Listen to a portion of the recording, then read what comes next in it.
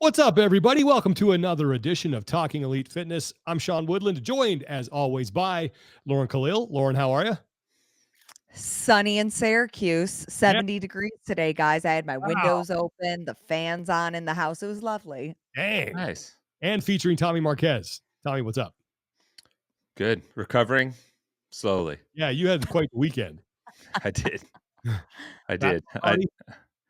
Yeah, I don't know what it is about my friends from home scheduling bachelor parties during weeks of the CrossFit Open. Yeah, this But is they not the first Oh, time this has happened to you. you were on a No, cruise ship I was on during a cruise one. ship and I Yeah. had to get off during one of our landfalls to Mhm. sneak in over to the fine folks at CrossFit Invictus to get the workout in. This time just did it when I got home. But yeah. Nice. Well, where were you for this? I was in Scottsdale. So it was in Arizona. Scottsdale as Oh, Yeah. beautiful. Went there. to Arizona. spring training. Oh, nice. Mm. Yeah. Yeah, season just started. Right? Started over in Japan. My Dodgers swept the Cubs. Shohei Ohtani. There we go. Yeah, we had so Lauren, speaking of your weather, we had like a freaky Friday last week where we just swapped weather. I got snow. Yeah. I left the house super early because I went to the 5 a.m. class. So I left the house at 4:30 a.m. and it was just raining. And then the dad's group that I work out with, we would go grab coffee after working out. And we're at coffee and my wife texts me and she says, "Do you have your work clothes with you?" I was like, "No, why?" She goes, "It's snowing here. I'm not sure you're gonna be able to get back up." I'm like, "Well, what happened?" Like when I left, it was just raining. Sure enough, when I got back up home, there's like an inch of snow on the ground. It's stuck. My son runs out at 7 a.m. in his pajamas and boots, and he's building a snowman. He's like sledding. It was gone by the afternoon. It was great, just melted. But I Huh. I said, "Lauren, come get your weather. It's drunk." I know. I thought that you somehow virtually took a picture of my backyard, but no, it Yeah, was no, you. it was full on snow. Well, anyway, it's been a busy week. Yeah, every time I think we're going to have, what are we going to talk about? It's going to be a slow week. Things happen. We're going to talk about the end of the Open. We're going to talk about the latest with the World Fitness Project, and we will spend most of the show talking about the latest developments in the potential and I guess now impending sale of CrossFit. And I was able to speak with our good friend Chris Cooper from Two Brain Business. Some of you may have seen the comment that he made on CrossFit's post about it being for sale. It was very detailed. He laid out a bunch of stuff in there. Chris is a super smart guy. I've been able to work with him in the past, not only at CrossFit, but also with some stuff on at Two Brain Business. And it was great talking to him. He had a lot of good insights. So we will bring you that interview as well. But before we do that, just a quick shout out to our sponsor for today, and that is Thirdsy. Thirdsy is, speaking as a master's athlete, is ideal for someone like me who's not only looking to optimize sleep, but also optimize recovery. And I found a new way to Thirdsy that, Oh, so I made Tell a us. smoothie with my Thirdsy. I put cup of blueberries, cup of almond milk, scoop of Thirdsy. Delicious. little Delicious. nighttime smoothie. Oh my God. Great. I did it, yeah, because I worked out, had a little post-workout smoothie. It was fantastic. And Thirdzy is melatonin free because look, melatonin does not, I repeat, does not improve your sleep quality and can leave you groggy. Thirdzy is a full stack recovery solution containing natural ingredients that help relax your mind and body for sleep. It has 10 grams of collagen to help rebuild your body overnight as well. And again, if you're a master's athlete, get on this stuff because it works. You can go to thirdzy.com/TEF and you will save 20% right off the bat on their rest and recovery collagen. So big thanks to Thirdsy. Let's talk about the Open. The Open is in the books. Congratulations to Colton Really Wood needed the Thirdsy after that. and I was I was gonna say you stole my thunder, Sean. I had a new way to Thirdsy too, but yours was way cooler than Oh, mine. was it? Okay. I Dry dip, scoop I, it? no, I instead of a tahini rim on my michelada, Oh my God. That's I nice. dipped it in I don't Thirdsy know. powder. That's pretty good. But anyway, the Open is done. Congratulations to Colton Mertens and Miriam Van Roer, who won their respective divisions. Um, Look, I thought the announcements were great. You know, they knocked them all out of the park. This last one was a lot of fun. We were talking before we came on here about having our good friend Travis Bajan, who, for those of you who don't know, he was like the main floor announcer at the CrossFit Games for, I want to say, like the first couple years I was there. So 2012 for Yeah. sure, 2013, 2011, I know he was there because I Mhm. was there as a fan. And I think, did he do 2014? I think I'm that's not when he sure. started having like more floor announcers. Yeah, yeah, but If he has the microphone, Yeah, it's going to be a good time. Get your popcorn. yeah. I hope that they give him some kind of job at the games because I he's was thoroughly entertained by that Man, he man. is the only man in CrossFit Games history to floor announce the final events while also arm wrestling at least 10 people in the same competition with yeah, him. he was that It's guy like was a it's like rare. Abby Gilmore. Most penalty minutes and only guy to take his skate off and try to stab somebody. I just remember the way he'd be like, "The Marine, Patrick Burke," and he would like now announce everybody's there coming around the track. Remember the track triplet? He was, "Put some weight on, Froning." Like he'd yell at Oh, people, and yeah, he was great. Like he was a presence out there on the floor, and all those. I think the floor announcers are some of the most talented people that we have. I've worked with on the media team. Especially when there's two of them, they're at opposite ends of the floor and they're going back and forth. I've done like kind of PA floor announcing, and I'll put that in quotes, for like a local competition. I did it for Barbells for Bullies. It's hard. It is tough. it's And tough. oh man, and Mhm. if people who do it well do it really well. And we've been around, like we've had great group like Joshy G and Kiki and Larry and Mike and Dylan was once one. I know Mhm. I'm missing a few out there. Logan, she was like all of them. Oh, Fantastic. yeah. But Travis, like really, that guy's another level. It was cool. Personality. Cool to see him back on the broadcast. But look, like I said, I think they had 3 really good weeks of open announcements. That's the way those things should look. They were simple, they were fun, there was a lot of energy in the building. They didn't put a lot of extra superfluous stuff in there. There was learn about the affiliate, interview somebody, show me the community, let's have a good time throwing down. Here's the workout, great, done, end of story. And I thought they executed it really well. Yeah, and even when I was talking to some of my friends at my affiliate, I tried to get feedback from them too, and some of them who work, like, real desk jobs, they Mhm. always wanna tune in for the open to at least see what the workout is, and Yeah. they really appreciated how within the first 10 minutes this year, you knew what it was because they did that 30-minute pre-show, but before 3 PM or noon your time. So I think that the format, hopefully they stick with it for years to come because I thought it worked really well. Simple and And effective. props at I mean, we talked about Travis Bajent. What about Tyson Bajent going out hot on that first Yeah, throw? I was like, to steal something from his dad, because dad always at the games used to refer to everyone as young man and young lady, that's right. Yeah. especially when he's talking to someone that like I don't know, like Pat Burke. He's like, dude, I'm like 5 years older than you. Why are you calling me young man? You know, uh, as soon as Tyson came out, I was like, ooh, that's a tough pace, young man. I don't know if you're gonna be able to hold that one. It's a bold strategy, Scott. And I realized that doing that workout, I paced it totally wrong. I took it way too easy. Like I did. I tend to overpace Oh. things. I should have gone like a bat out of hell on those first 5 wall walks, get to the rower as fast as I could because I got 3 minutes to recover. Like wall walks take a lot out of me. Mm. I was the last guy off the wall of the group. I did it with my dad group. I was the last guy off the wall, but one of the first off the rower. And I'm like, Oh, wow. damn, I could have saved myself some time. My buddy Tim, who's a lot more fit than I am, he's got a really good, much better motor. I'm stronger. He's got better endurance. He was off the wall first. We were working out side by side. So he got off the wall probably about a good 20 seconds ahead of me. And I caught him on the rower like pretty quickly. Um, but yeah, that's like, if I had done it again, I would have like really sprinted through those first couple rounds and then tried to settle in after that. What was your time? I got into like halfway through the snatches. I think that's all. I didn't finish it. Tommy, what was your time? What was your time? I asked you first. I was 17:29. Damn. Dang it.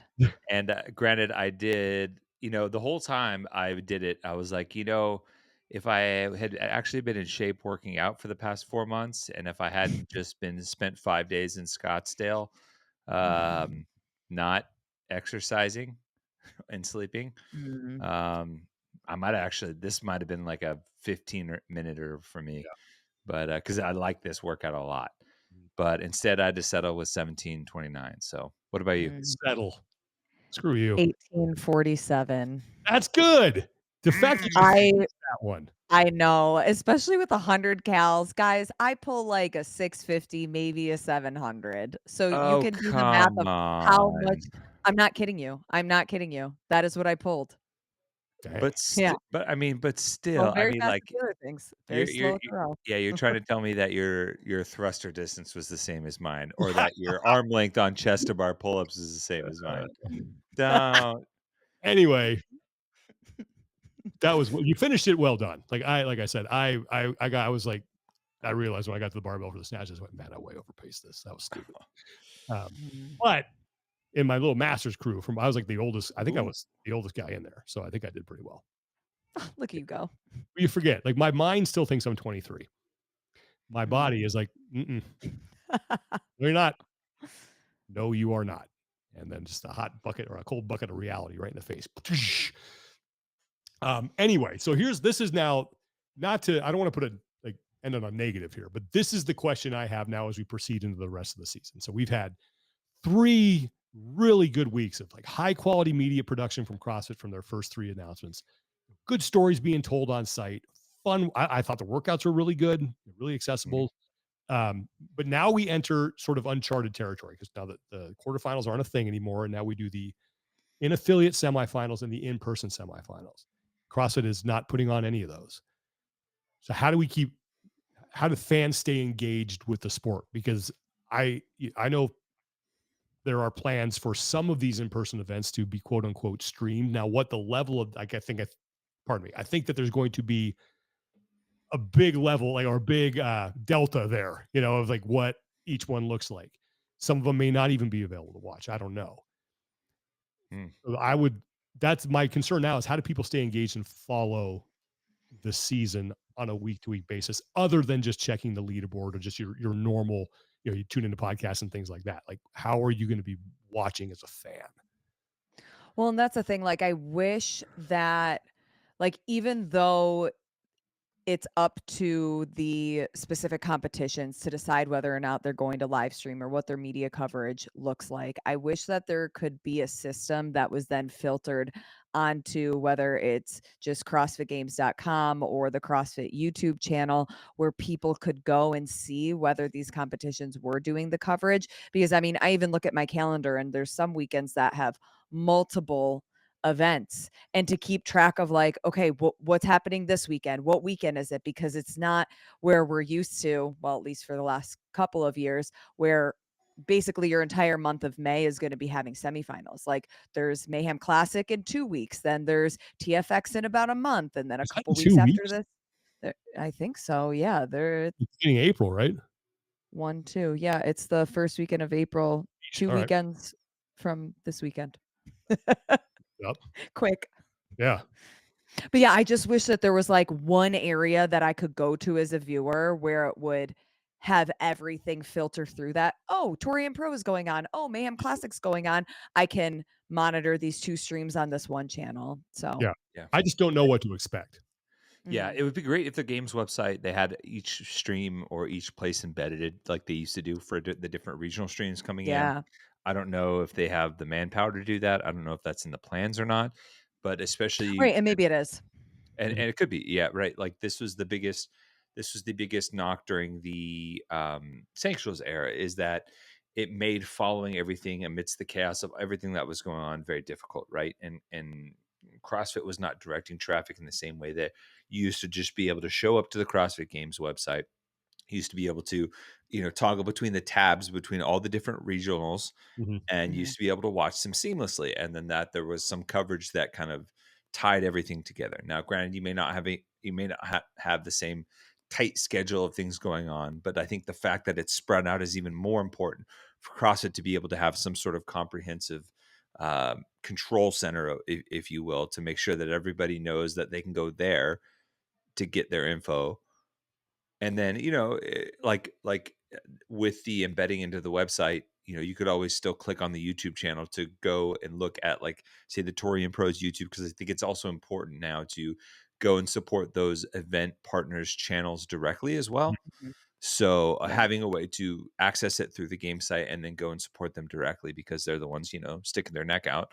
Yeah, I that would definitely be help. Yeah. Hopefully that's in the works, but I think that's something that would be greatly beneficial at this point when now there's a lapse in coverage. At least it's not as tight, and now and like where I think the changes of the past 3 to 4 seasons constantly have left people kind of, I don't want to say less informed, but just reeling from constantly having to update how they stay involved.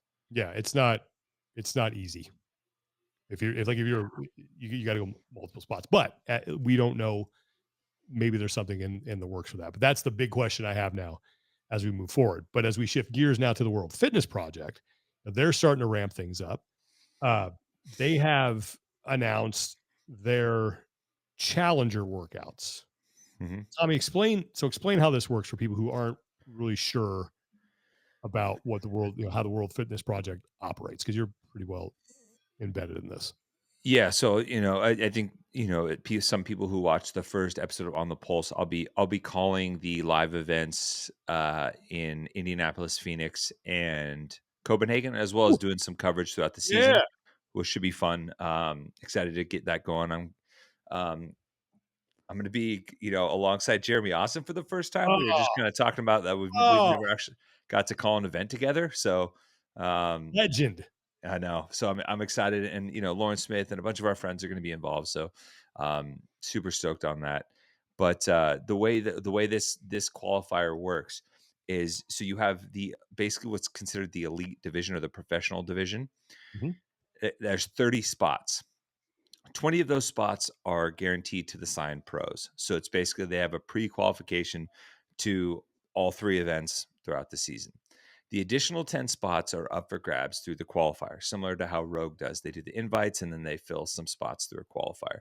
So in this challenger qualifier, you can earn the 10 spots to go in the pro division, but the next 20 spots outside of those top 10 also get to go compete in person in what's called a challenger division. So even though you're not with the pros there, you're still earning points till the overall season, right? Because people miss qualifications, some people underperform, some people don't even compete, injuries, things like that. It still provides an opportunity for you to rack up points. Now, that will happen for Indianapolis and Phoenix. So there's a point system that's on the board. We explain it. There's a video explaining it all on the World Fitness Project website. You can also go check out On the Pulse episode 1, where we have a comprehensive video that explains all of that as well, how the points work.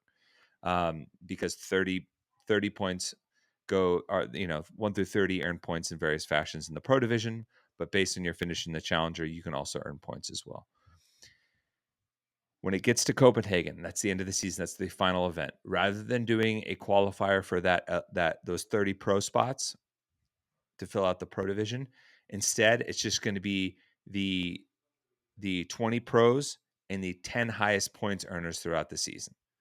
So if you did well in the first 2 events and you're in the top 10 points wise beyond the pros, then you get your spot. So 20 pros at the finals plus the next 10 highest points earners throughout the season, and they'll compete. After it's all said and done, Copenhagen's all done, there'll be a comprehensive leaderboard for points accumulated throughout the season. Points are worth double at Copenhagen, making it a bigger stakes. It's also longer, more events, stuff like that. Mhm. Those top 20 athletes in points, regardless of whether you're a signed pro or not, those top 20 athletes earn your pro card for the next season. Okay. And then the So process starts again. starts again. Okay, Yep. cool. So this year they just signed pro athletes based on a certain criteria. After this year, it's all based on merit, on a Mhm. performance on the competition floor. So the top 20 points earners will earn their pro card for the next year, which earns them, guaranteed prize purses, guaranteed entry into all of the events that'll be on the WFP season the following year. And also, stuff like, it covers travel expenses. They're getting travel stipends to be at the events, and a whole ton of perks that come with being a pro and having your pro card for the following season as well. So, yep. So right now, the Challenger qualifier just started. As we're recording this, it's the 19th. It goes through the 25th. The workouts were just announced. There's 3 workouts. The third workout is a 2-part workout, so 2 scored portions of 3A and 3B. You have until the 25th to sign up and submit. And if you're in the top 10 of the qualifier, you get entry into the pro division, and the next 20 You get entry into the challenger division. One of the reasons why it's important to fill out the challenger division too, if you make it in there, if someone has to pull out, they are going to backfill spots. Mm, okay. So if you're in the challenger division and you're going to compete in Indy, and say you were 11th in the qualifier, and 2 days before someone tweaks something, has to pull out. Well, guess what? You're not the top ranked guy in the challenger division anymore. You just made your way into the pro. They will backfill. Mm, That's cool. Yeah. yeah, I So like that. it provides a feeding system for backfills on site also, so those people can stay ready and keep the engine warm. Yeah. Great. All right, Yeah. that's exciting. So you can, if you want to Yeah. go to Instagram, they have all the 3 workouts, and like Tommy said, going on now, throw your hat in the ring if you think you can learn that. But there's also Sounds really there's a tough. piece of news, Lauren, that happened with the World Fitness Project that stirred a lot of conversation. Yeah, so they announced that they are having this fitness project initiative. So essentially, they are in the process of releasing what they're calling their founding 50. So 50 affiliates that are going to be the first group that are really going to be those voices that decide how this program works. So, from the information we have so far, kind of think of it as another affiliate program, but it's not exclusive. So a lot of these are, I would assume that most, if not all of them, are already CrossFit affiliates, maybe High Rocks affiliates. They can be, Tactical Games, Metfix, any of those. This would just be in addition to that. And based on the press release, some of the things that they're going to be focusing on is community member engagement, profit sharing, buying power, media exposure, and just ways that they can all elevate each other together. Mm. So far, they've announced 2 of their affiliates. One of them is in Waukesha, Wisconsin. I'm not sure where the other one is, but, they seem to be kinda slow rolling all of the 50, or at least until they get it, and then, I'm sure they'll release more information from there on how exactly it will work. Yeah. Well, look, I give the World Fitness Project credit. Like they've put out some media. They're kind of laying down a roadmap here, and setting expectations of what fans can see during the season and how they can follow along. Excited to see that first event. Like, love the way that they're doing this challenger division and following that. Like, Mhm. there are multiple stories to follow throughout the year. I think it's going to be super exciting. Now I just want to see how they pull it off. Um, lot of optimism, but I think just because I've been in the space long enough and everything that's always happened, I'm like, okay, now I believe it when I see it. But it's set like the names that Tommy listed off there. They got a lot of good people involved. It's not like they're just pulling any old A Tom. lot of hype. I can't wait to watch. Yeah, no, it'll be good. I think it'll be a lot Yeah. of fun. Yeah. And I'm excited, not just for this season, but like what Right. next season looks like, right? This Mhm. Yeah. is this is still in its infancy, so exciting stuff regardless. Yeah. Well, and also, like, how is this gonna, like, and I know we've talked about it before, but how does this play with the game season? Does it play with the Mhm. game season? Mhm. What are athletes gonna do? So I think this year is very interesting to see what year 1 looks like and how it kinda lays the groundwork for, the next Yeah. however many years. And does it expand? Is it 4 events next year? Who knows? Like, if it's Mhm. successful. But I've said this before. Like, I like the fact that they're starting relatively small. Let's not go too big too fast.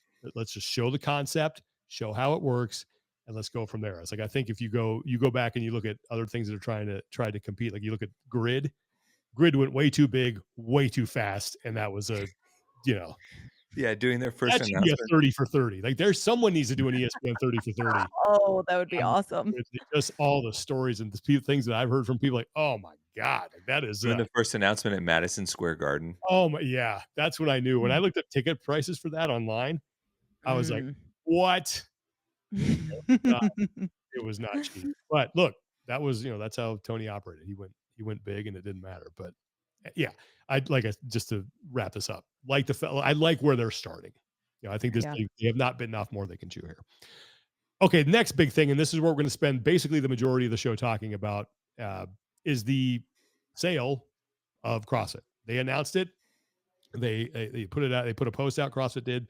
They had a town or an affiliate town hall with Don Fall where they announced it. Um, and we like, plenty of outlets have talked about it. We've talked about it. This is sort of one of the worst kept secrets out there that this was going to happen. And now it's okay. who's going to emerge here? Like who's going to be the buyer? Because Lauren, I know you've talked to people. There seems to be interested parties, plural, as far as what they want to buy in total. That could be a little different. I think one might be interested in just the methodology part and not really too wild about the sport. The other might be want the whole package. And now we have uh US Olympian Shawn Johnson. Yeah. Mm. This was I'm gonna try to Heavy hitter. yeah, which was, that was interesting. Let me see if I can This call. shocked me.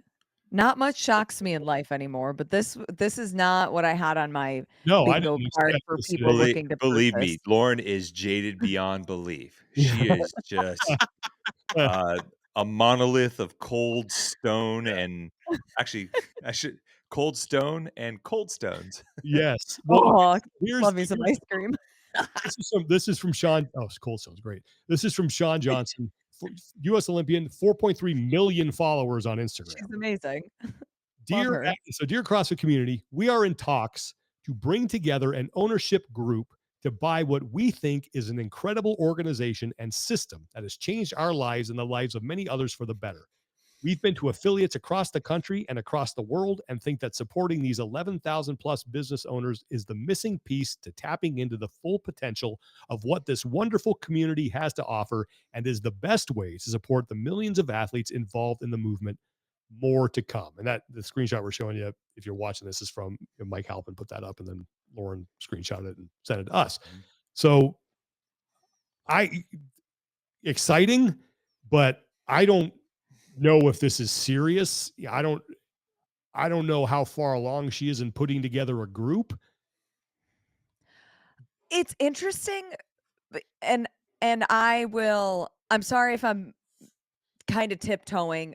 I have spoken to people who are interested in buying. I'm obviously not going to come on here and reveal who those people Right. are, but I do think that it is interesting that she was forward facing and made this announcement just when at least it's been made clear to me through the people I spoke with that this is very much still on the table and there's a lot that still needs to go into it and negotiations and those people kind of want to remain anonymous at this time, but her being forward facing, I just think it's interesting. It piques my interest. I'm sure it piques her, what did you say, 4.3 million followers interests. And I mean, I don't know that we have anybody at the table that has the star power that she would have and she could potentially bring to the space and the brand. It's also exactly what CrossFit wants, right? This is exactly why you put Mhm. this out into the ether that hey, we're for sale, right? Mhm. Because Mhm. you hope that someone noteworthy comes up and say, "Hey, I'm getting ready to go." It's the reason why you put the big fancy for sale. The reason you have an open house when you're selling. You want people to come and see it and basically show their interest, and you want them to see other people showing interest, and you want it to get into a bidding war. This is, Mhm. CrossFit couldn't be happier Yeah. that someone of this um, noteworthiness is throwing their hat into the ring, even in some capacity. Because in my opinion, that just means the price just went up. No Oh, question. Well, 100%. And yeah, I'll finish up because I have a thought I want to build on. and this is something that you can leverage against other sellers for better or buyers for better or for worse, right? Like I'm just it's the nature of the game, but at the same time, it's also like Lauren said, it's freaking exciting that someone like Shawn Johnson would be interested and motivated to try and make this happen, right? Like, she's an Olympian, she's an Olympic gold medalist, she's a world champion, she's she was A like former professional she athlete at the highest level. a few athlete like at least in the Olympic sports cycle, few athletes capture the attention of the world audience as well as gymnastics.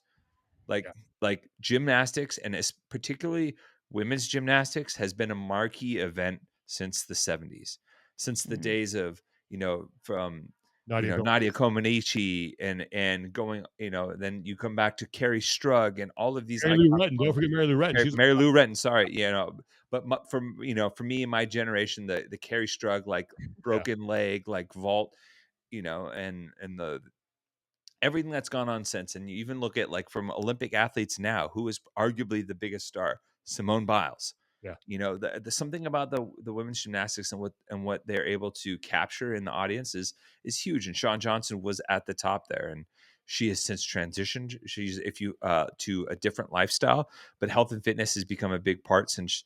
If you follow her on social media, health and fitness has been a really big part of her post gymnastics career, starting a family with her husband, who was in the NFL, Andrew East. He was the long snapper for your Los Angeles Rams. Briefly, Sean.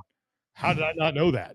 Briefly, Briefly. briefly. I had a cup of coffee with him. All right. Yeah, I believe he got signed in the off season and then, uh, you know, released somewhere before the or before the full season started. But yeah, so and she has videos of them working out in their home gym and clearly like fitness has become an important part of their lifestyle with their family. So, um, I just think this is a pretty cool development that, like Lauren said, that someone like this is interested. Yeah.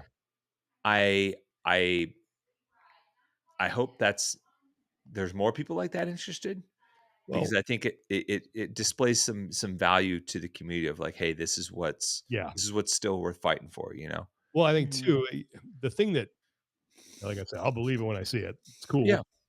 The thing that makes me think maybe they're not that far along in the process is the fact that she felt the need to put it out on social media, which could be yeah, I have 4.3 million followers. I'm going to put this out there to see if anybody is interested in joining me. See how much interest we can get, because I'm sure there's some very deep pockets that follow her and people who might be interested in this. And there are some professional athletes out there, former professional athletes who are involved in CrossFit who have, uh, is it Alex Rodriguez who I think mhm, he's involved in a little bit in Miami. Like he knows about it. Like hell, that guy could stroke a check right now. Um, yeah, so it's exciting that there is star power involved, but star power is one thing. Turning that into business acumen and actually knowing what to do is a whole different ballgame. And you just hope that they're, yeah, But smart. she could potentially be that domino effect because Yeah.